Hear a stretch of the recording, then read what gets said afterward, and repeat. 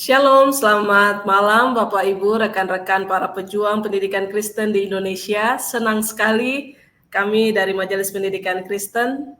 Perkenalkan, nama saya Susana Tuperisa, bisa menyapa Bapak Ibu lagi di malam hari ini di ruang streaming kita, yaitu Majelis Pendidikan Kristen dengan Bara Digital Ministry. Nah, malam hari ini kita akan belajar satu topik yang menarik untuk kita pelajari bersama-sama, dan Bapak Ibu semua, rekan-rekan semua yang mau bertanya mengenai topik ini juga kami persilakan.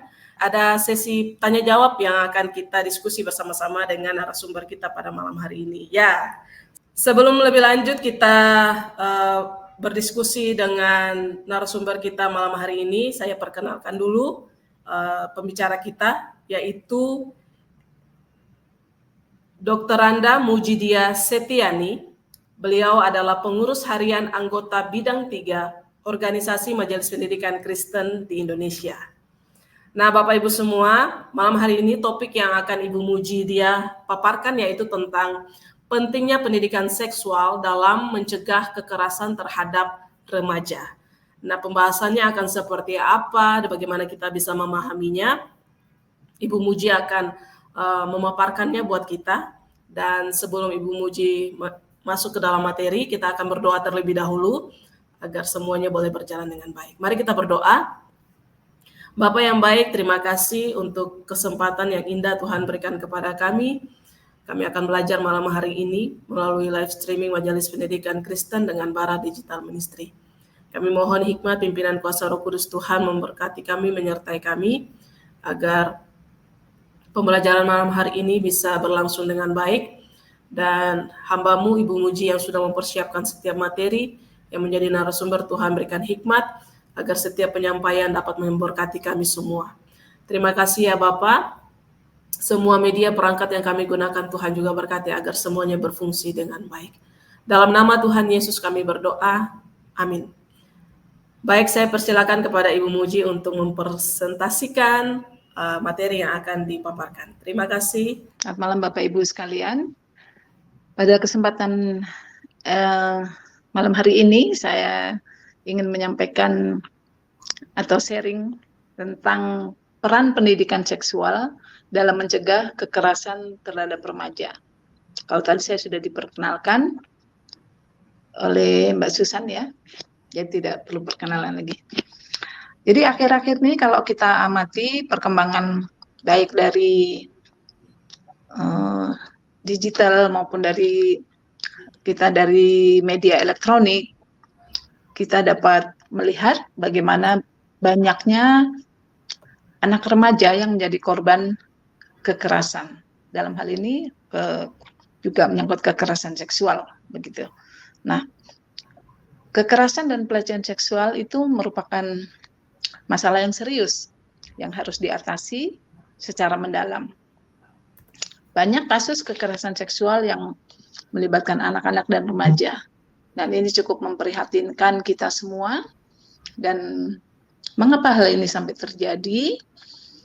Karena kurangnya pemahaman dan pengetahuan terhadap batas-batas yang sehat di dalam hubungan seksual. Artinya bahwa anak-anak dan remaja yang menjadi korban ini belum memiliki pengetahuan yang mendalam tentang seksualitas. Nah, dalam hal ini memang kita banyak menyoroti mengapa remaja membutuhkan pendidikan seksual. Gitu ya. Mungkin kalau kita bisa lihat ke belakang bahwa kadang sebagian besar masyarakat mengatakan ini adalah hal yang tabu, pendidikan seksual ini. Tetapi saat ini kita dihadapkan pada kenyataan bahwa ini memang kita harus bicarakan secara terbuka. Nah, seperti kita tahu bersama bahwa usia remaja itu adalah kelompok rentan. Kelompok rentan karena mereka masih dalam usia yang labil dan mereka belum banyak pengalaman, bisa kita katakan seperti itu. Nah, remaja, anak dalam usia remaja ini juga rentan terhadap menjadi korban pelecehan seksual karena mereka masih dalam perkembangan dan tentunya dalam pergaulan, lingkup pergaulan yang bermacam-macam itu juga sangat mempengaruhi.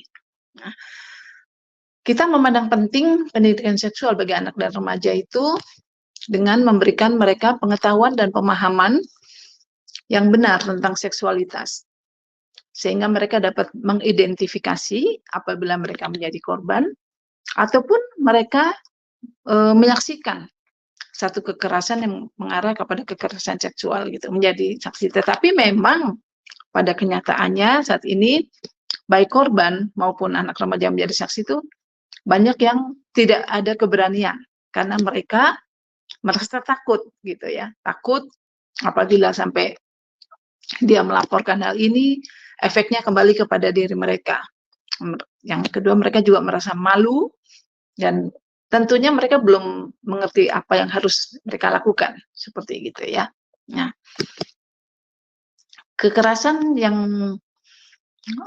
mereka alami, seperti biasanya mereka pendam sendiri, tetapi apabila ini didiamkan, itu akan menjadi satu trauma, membawa trauma yang cukup membahayakan. Seperti itu. Nah, pendidikan seksual ini baik juga untuk membantu remaja memahami tentang apa-apa yang mereka boleh lakukan dan mereka tidak boleh lakukan, batas-batas apa yang sampai sebatas mana mereka bisa lakukan dan tidak, seperti itu. Mereka harus bisa menghormati batas-batas pribadi dengan menjaga integritas dan martabat diri mereka sendiri. Di samping itu, pendidikan seksualitas juga berperan membentuk sikap positif terhadap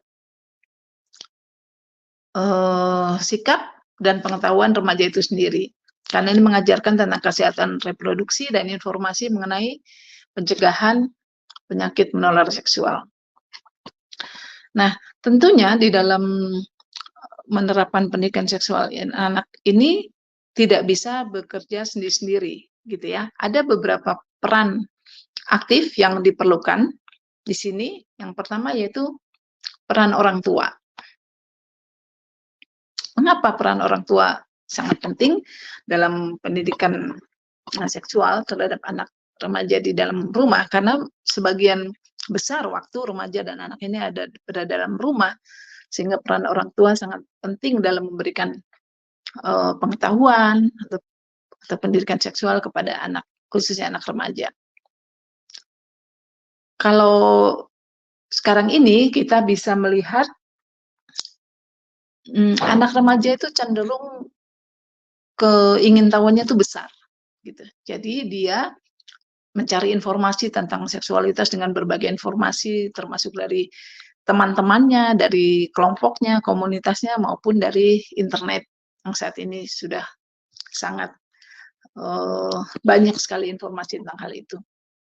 Oleh karenanya, peran orang tua di sini harus secara proaktif dalam memberikan informasi yang benar, sehingga anak-anak mendapatkan pengetahuan dan pemahaman yang benar tentang seksualitas. Diharapkan orang tua dapat menciptakan lingkungan yang terbuka dan aman, agar anak-anak ini merasa bebas, free, merasa terbuka, dan tidak malu-malu membicarakan kepada orang tua tentang hal yang dia alami, maupun yang dia lihat, ataupun dia mendengar informasi-informasi di luar yang dia sendiri tidak dapat menyaring secara benar, seperti itu. Sehingga di dalam kebersamaan, orang tua dan anak ini bisa berdiskusi tentang topik-topik yang berkaitan dengan seksualitas. Mengajarkan nilai-nilai moral juga sangat penting, diberikan dari orang tua kepada anak, khususnya anak remaja. Juga etika dan norma-norma yang berlaku di dalam sebuah hubungan atau pribadi, begitu. Samping itu juga diperlukan orang tua yang memberikan pendampingan. Jadi dalam ini orang tua dapat memberikan pendampingan kepada anaknya, khususnya anak-anak remaja, untuk menghindari situasi yang bahaya, diberikan gambaran sedemikian rupa sehingga mereka bisa mengetahui, oh kalau saya berbuat ini itu sangat membahayakan diri saya, seperti itu. Oh kalau saya keluar malam sendirian itu sangat berbahaya. Karena dia sudah remaja dan dia sudah banyak bergaul dengan teman-teman di luar sana, ini akan sangat peran orang tua ini bisa sangat membentengi mereka, anak-anak remaja kita, untuk terhindar dari peristiwa-peristiwa yang tidak diinginkan, gitu. Kalau tadi yang pertama adalah peran orang tua, yang kedua adalah peran sekolah. Kita menyadari bahwa sekolah juga memiliki peran yang penting di dalam memberikan pendidikan seksual kepada anak didik. Karena sebagaimana kita tahu, sekolah itu adalah sebagai tempat pendidikan formal, sehingga dia dapat memberikan pengetahuan secara sistematis dan terstruktur mengenai seksualitas. Nah, pendidikan seksualitas di sekolah sebaiknya dapat menyediakan informasi yang akurat, serta mengajarkan keterampilan yang diperlukan untuk menjaga kesehatan reproduksi, mencegah terjadi kekerasan, serta pelecehan seksual. Selain itu, sekolah juga dapat mengajarkan nilai-nilai tentang kesetaraan gender, menghormati batas-batas pribadi dalam hubungan antar pribadi. Artinya, melalui pendidikan-pendidikan seksualitas yang disampaikan di sekolah ini, guru-guru dapat menyampaikan gambaran tentang pengetahuan hubungan antar pribadi, juga sekaligus nilai-nilai moral yang ditanamkan pada anak-anak, gitu. Nah, dengan memberikan atau menerapkan suatu kebijakan tertentu di sekolah itu dapat juga membuat kampanye-kampanye anti pelecehan atau kekerasan seksual gitu, dengan melibatkan semua pihak, yaitu bisa melibatkan guru, siswa, organisasi intersekolah atau OSIS, dan juga di sekolah menciptakan sekolah yang ramah terhadap anak, gitu. Kemudian menghormati satu sama lain dalam hubungan antar siswa di sekolah. Dalam hal mereka ketika mereka berkumpul maupun diskusi dan sebagainya, itu dilemparkan juga topik-topik tentang pentingnya pendidikan seksual ini. Nah, yang setelah tadi peran orang tua, kemudian peran sekolah, ternyata ada juga peran yang dibutuhkan dalam mendukung pemberian pendidikan seksual pada anak dan remaja ini, yaitu peran masyarakat, gitu. Bahwa tidak dapat dipungkiri bahwa kita semua hidup di tengah-tengah masyarakat, maka masyarakat juga sangat berperan penting dalam memberikan dukungan kepada anak-anak remaja dalam menjaga kesehatan reproduksi, gitu. Mungkin dari organisasi masyarakat dia dapat menyelenggarakan satu workshop atau seminar, gitu ya, tentang kesehatan reproduksi. Itu juga merupakan bagian dari pendidikan seksual. Nah, dan juga dapat dilakukan diskusi-diskusi yang mendalam tentang mencegah terjadinya kekerasan seksual terhadap anak dan remaja. Nah, masyarakat juga dapat menciptakan lingkungan yang mendukung dan menghormati hak-hak seksual terhadap individu, termasuk dalam mengatasi stigma dan diskriminasi terhadap berbagai macam identitas seksual, serta mendukung kesetaraan gender. Masyarakat juga dapat melindungi anak-anak dan remaja dari situasi yang berbahaya dengan saling menjaga. Artinya peran masyarakat ini menjaga apabila dia bisa mengamati adanya kelompok-kelompok remaja yang mungkin sangat mengarah kepada kekerasan seksual, membahayakan gitu, dia bisa mengantisipasi itu dengan membuat berbagai kegiatan yang positif untuk remaja dan anak itu. Nah, dengan demikian masyarakat juga berperan untuk menciptakan perubahan sosial yang nyata dalam hal mencegah terjadinya kekerasan seksual terhadap anak dan remaja. Bapak Ibu sekalian, tentunya kita juga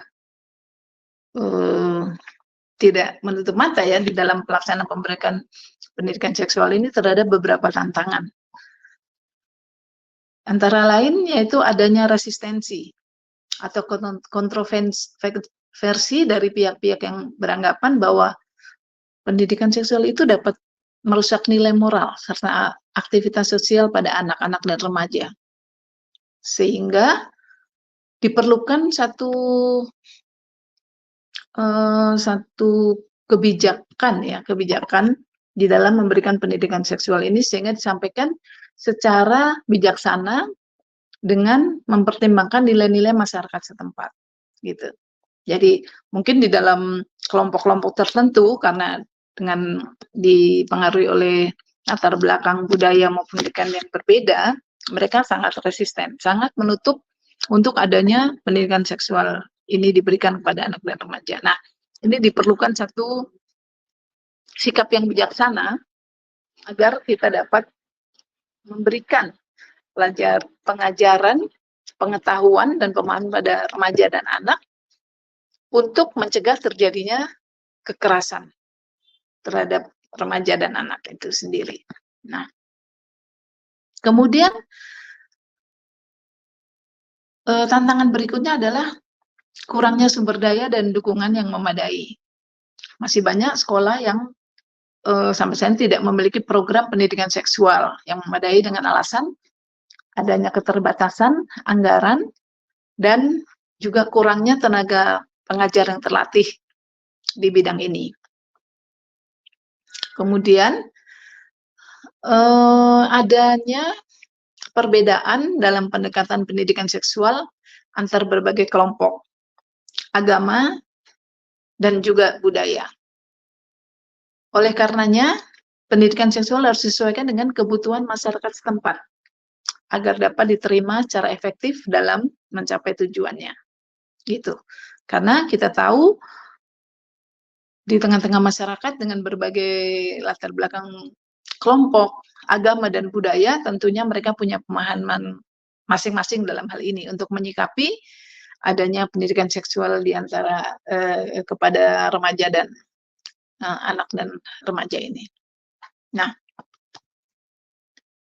dari berbagai hal yang telah saya uraikan tadi di atas, kita dapat menarik kesimpulan bahwa pendidikan seksual berperan penting dalam mencegah kekerasan terhadap remaja.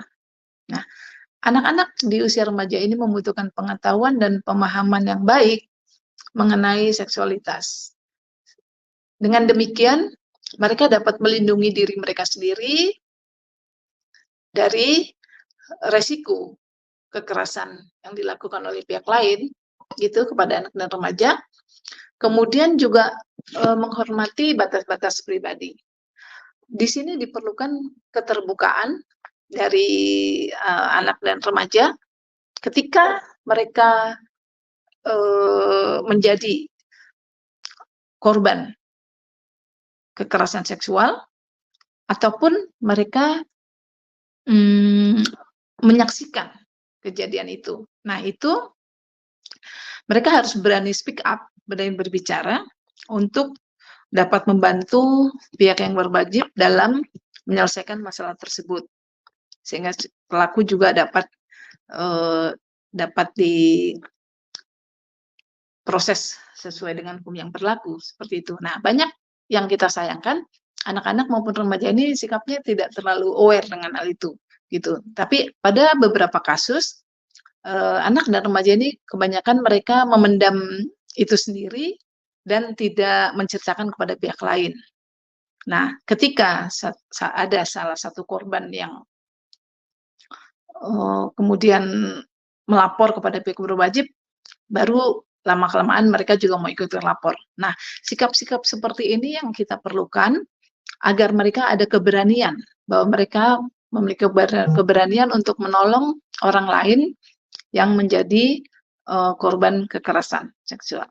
Jadi pendidikan seksual ini memang harus dimulai dari keluarga, dari sekolah, dan dari masyarakat, gitu. Nah, pendidikan seksual ini dapat dilakukan seperti tadi saya sampaikan, baik melalui di dalam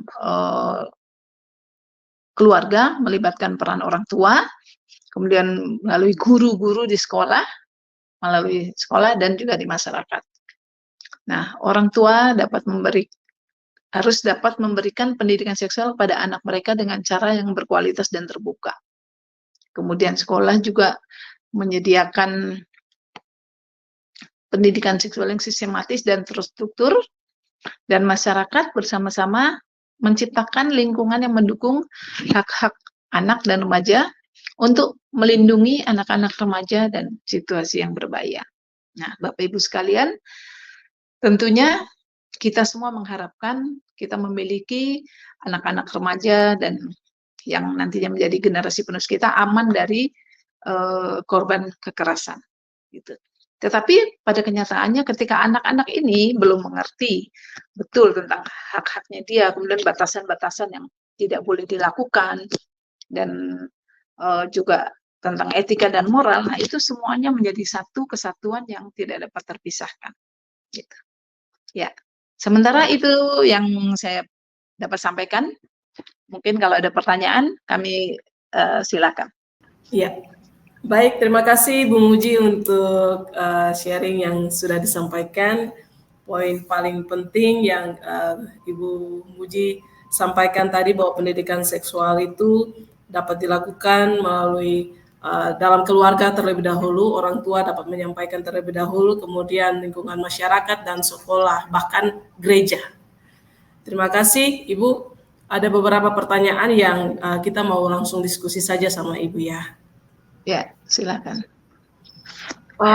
Ini ada pertanyaan, bagaimana menurut Ibu bagaimana orang tua dapat mengatasi rasa malu atau ketidaknyamanan dalam membahas pendidikan seksual dengan anak-anak mereka? Karena masih ada ya, di zaman sekarang masih ada orang tua yang masih rasa kalau pendidikan seksual itu masih tabu untuk dijelaskan kepada anak-anak. Nah, bagaimana menurut Ibu, atau ada tips dari Ibu bagaimana supaya bisa mengatasi rasa malu atau ketidaknyamanan dari orang tua bisa menyampaikan pendidikan seksual kepada anak? Bisa, Ibu? Ya, langsung saja saya jawab.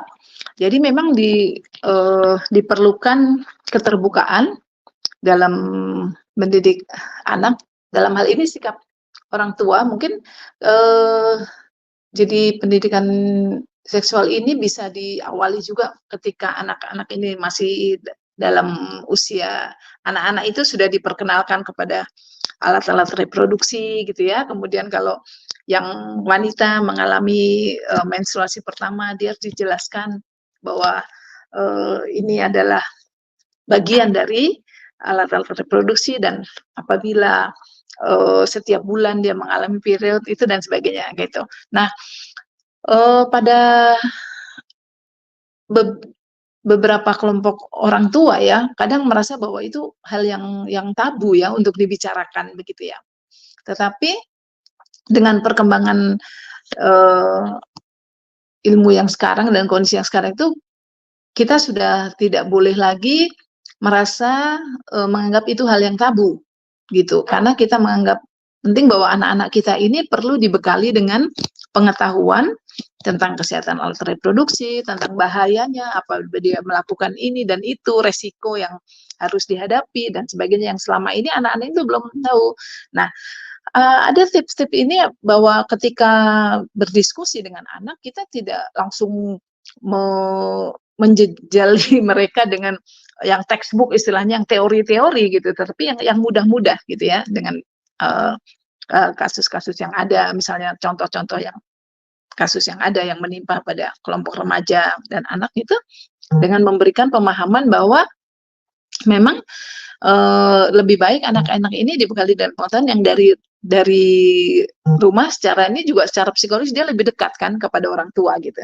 Nah, supaya menghilangkan barrier antara orang tua, supaya tidak ragu-ragu dalam menyampaikan hal ini, tentunya orang tua sendiri harus dibekali juga dengan pengetahuan yang cukup tentang pendidikan seksual ini. Sampai mana batas-batas yang boleh dilakukan oleh anak remaja kita dan mana yang tidak boleh dilakukan gitu. Dan resiko-resikonya juga perlu dijelaskan gitu ya. Sehingga mereka bisa dengan santai, dengan suasana santai, dengan terbuka, bisa secara rileks menyampaikan apa yang ada di dalam unek-uneknya si anak itu. Sehingga ketika si orang tua menyampaikan penjelasan-penjelasan dapat diterima dengan baik. Seperti itu. Baik, baik. Terima kasih Ibu Muji. Berarti betul keterbukaan dari orang tua sendiri dan jangan malu untuk menyampaikan pendidikan seksual buat anak, karena zaman sekarang sudah sangat terbuka. Jadi kalau dari orang tua sendiri tidak terbuka ya nggak masa Ya, anak belajar di luar, dunia luar kan lebih ini ya lebih ya berbahaya. betul Mbak. Ya, sebab kalau anak ini mencari sendiri tentang pengetahuan itu, kemudian tidak mengkonfirmasikannya dengan orang tua dalam hal ini, gitu malah lebih bahaya lagi, dia di luar pengawasan kita kan. Ya, jadi kita bisa dalam hal ini juga harus didampingi ketika dia membuka browsing-browsing di internet dan sebagainya tentang pendidikan seksual. Apakah itu benar? Apakah itu sesuai dengan ajaran dan budaya kita? Nah, itu mungkin harus didampingi. Adanya pendampingan orang tua juga sangat penting dalam hal ini. Baik, terima kasih Ibu Muji. Saya langsung ke pertanyaan berikutnya. Menurut Ibu, bagaimana sekolah Kristen dapat bekerja sama dengan lembaga-lembaga tertentu atau juga dengan lembaga yang pihak berwajib begitu ya, dan lembaga pelayanan lain untuk mendukung pendidikan seksual bagi anak-anak yang sudah mengalami kekerasan seksual, Bu? Bagaimana caranya atau ada prosedur tertentu yang Ibu Muji pernah lakukan, bisa di-sharingkan, Bu? Oke, baik. Jadi kalau untuk kerjasama ini, sekolah bisa bekerja sama dengan, kalau di kepolisian itu ada unit PPA ya, unit perlindungan perempuan dan anak. Jadi ketika biasanya anak murid ini bisa lebih terbuka kepada guru bimbingan dan konseling ya, guru BK gitu ya. Misalnya ditemukan ada anak remaja yang menjadi korban kekerasan seksual. Nah, ini sekolah dapat menyampaikan kepada yang berwajib, dan ini juga unit PPA, dan situ akan ditangani dengan tenaga-tenaga yang profesional. Itu yang pertama ya, sehingga bisa dilakukan pencegahan selanjutnya agar tidak terdapat program-program korban-korban berikutnya gitu. Nah, yang kedua, di samping penegak hukum juga ada juga kita di namanya LSM ya, yang juga concern kepada pencegahan kekerasan seksual terhadap anak. Itu juga bisa diajak kerjasama dalam hal mengedukasi anak-anak di sekolah. Nah, khususnya kalau sekolah-sekolah Kristen yang misalnya belum memiliki tenaga pendidik di bidang pendidikan seksual ini, dapat bekerja sama dengan LSM-LSM yang ada, sehingga mereka dapat mengedukasi murid-muridnya agar terhindar dari menjadi korban kekerasan seksual. Seperti itu, Mbak. Ada kok di situ ada kalau itu ada semacam krisis center, itu juga ada tuh. Jadi kayak shelter untuk penampungan korban kekerasan seksual. Nah, di situ ada tenaga-tenaga juga, termasuk psikolog, ada psikolognya yang dapat membantu anak-anak korban kekerasan seksual untuk boleh memulihkan kondisi psikologisnya dan mereka merasa dapat merasa terlindungi begitu. Jadi ada dua itu, Mbak. Baik, terima kasih Ibu Muji untuk jawabannya. Ibu, saya pertanyaan terakhir aja. Ini pertanyaan terakhir. Oke. Kira-kira apa langkah-langkah yang perlu diambil, Bu, untuk meningkatkan akses atau dan kualitas pendidikan seksual di daerah yang kurang terlayani atau daerah terpencil? Kita tahu bahwa zaman sekarang ya dunia digital sudah sangat bisa dijangkau siapa aja di mana saja, tapi tidak menutup kemungkinan ada daerah-daerah tertentu yang masih belum bisa dijangkau dengan teknologi. Nah, bagaimana bisa pendidikan seksual ini tersampaikan ke mereka supaya bisa mencegah kekerasan seksual di sana juga, Bu? Nah, khususnya kalau untuk daerah-daerah yang terpencil seperti ini kan memang sulit ya kalau untuk mengakses secara seperti gangguan sinyal di internet dan sebagainya ya, Mbak. Nah, itu kita dapat bekerja sama dengan aparat-aparat yang ada di situ. Kalau dari kepolisian itu ada namanya Babin Kamtipmas. Babin Kamtipmas ini seorang anggota Polri yang ditempatkan di daerah-daerah terpencil dan dia dibekali dengan bermacam keterampilan termasuk juga pengetahuan tentang ini ya pendidikan seksualitas juga, kemudian termasuk materi tentang kenakalan remaja, kemudian tentang hal-hal lain yang menyangkut anak dan remaja gitu. Jadi bisa bekerja sama dengan aparat yang ada di sana yang dia juga bukan hanya sebagai polisi tetapi juga dia juga sebagai pendidik, bahkan beberapa di antara mereka juga di samping tugas-tugasnya mereka mengajar kepada anak-anak yang ada di wilayah-wilayah yang di ya katakanlah misalnya di daerah perbatasan seperti itu. Nah, selain dengan Babin Kamtipmas ada juga Babinsa itu dari TNI bisa dia kerjasama dan juga eh, ada juga yang kelompok pemerhati masyarakat juga yang ada seperti kalau dulu ya saya pernah di perbatasan di Morotai itu saya temukan ada kelompok sarjana-sarjana yang baru lulus dan di dalam kelompok Indonesia Mengajar ya mungkin itu bisa kerjasama juga dengan itu sehingga meskipun dengan keterbatasan yang sangat jauh dari pusat dan sebagainya, itu kita masih bisa melakukan langkah-langkah untuk mencegah jangan sampai anak-anak remaja ini menjadi korban kekerasan seksual dan juga mereka dapat mendapatkan pengetahuan dan pemahaman tentang hal itu gitu. Ya mungkin bisa kerjasama dengan kelompok-kelompok itu, Mbak. Ya, baik. Terima kasih Bu Muji untuk jawabannya. Berarti ada kelompok-kelompok tertentu yang memang sudah disediakan dari pemerintah untuk bisa mengakses daerah-daerah terpencil ini ya, Bu ya. Ya, dan tenaga-tenaganya itu pasti sudah terlatih dan sudah memiliki pengetahuan yang cukup untuk memberikan pendidikan seksual pada anak-anak dan remaja. Baik, baik. Terima kasih Bu Muji untuk sharing dan penyampaian materi pada malam hari ini. Terima kasih agar materi ini tidak sampai di sini saja. Bapak Ibu bisa share kepada rekan-rekan Bapak Ibu yang lainnya supaya banyak orang juga bisa mendapatkan ilmu dan mendapatkan tips-tips tentang bagaimana dapat mencegah kekerasan seksual terhadap remaja dan Bapak Ibu bisa memberikan pembelajaran yang lebih up to date lagi kepada setiap anak-anak yang Bapak Ibu didik. Terima kasih Ibu Muji untuk sharing malam hari ini. Akhir dari sesi live kita malam hari ini, saya persilakan Ibu Muji untuk closing statement dan bisa langsung ditutup dalam doa. Oke, baik Bapak Ibu, setelah dari tadi saya sampaikan materi dan diskusi, saya ingin menyampaikan bahwa betapa pentingnya kita semua bersama-sama untuk dapat mencegah terjadinya kekerasan seksual terhadap anak dan remaja.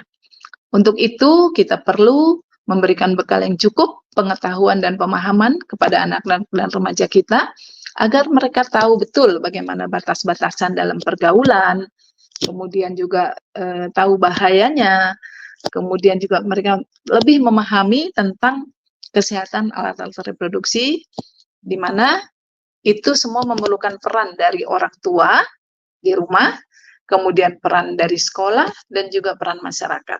Karena ketika kita ingin mencegah terjadi sesuatu hal yang tidak kita inginkan, kita tidak bisa bekerja sendiri, tetapi diperlukan kerja sama yang baik, antara lain antara orang tua, sekolah, dan masyarakat. Sehingga dengan demikian kita dapat bersama-sama mewujudkan generasi muda yang sehat, yang baik dalam berakal budi dan tentunya tahu batas-batas dalam pergaulan dan mempunyai keberanian untuk melapor kepada pihak berwajib ketika mereka mengetahui ada temannya atau saudaranya atau sahabatnya yang menjadi korban kekerasan seksual. Demikian dari saya. Mari kita tutup dalam doa. Kita berdoa.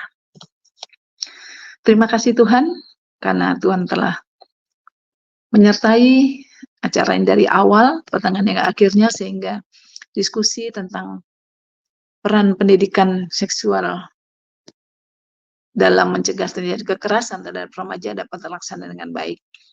Kiranya Tuhan boleh memberkati, materi-materi yang disampaikan boleh dimengerti, dan juga dapat mencegah terjadinya kekerasan seksual terhadap anak dan remaja. Kiranya Tuhan juga boleh memberkati hamba-Mu, dan juga Ibu Susan yang telah memfasilitasi acara ini, sehingga kami semua boleh membawa manfaat bagi sesama. Ampunilah segala salah dan dosa kami ya Bapa. Di dalam nama Yesus kami sudah berdoa dan mengucap syukur. Amin. Baik, sekali lagi terima kasih Ibu Muji. Kita tentunya tidak bosan-bosan untuk berikut-berikutnya Ibu Muji bisa menyampaikan materi yang bersesi lagi untuk kita pelajari bersama-sama. Mohon kesediaan Ibu Muji juga supaya ketika diundang bisa bersedia. Seperti itu ya. Oke. Baik, terima kasih. Bapak Ibu yang lainnya, rekan-rekan para pejuang pendidikan Kristen yang sudah menyaksikan malam hari ini, terima kasih. Kita jumpa lagi di minggu depan dengan jam dan topik yang berbeda, tentunya dengan narasumber yang berbeda. Jangan lupa pantengin terus sosial media BK Indonesia. Sampai jumpa di minggu depan. Tuhan Yesus memberkati. Tuhan Yesus memberkati. Salam.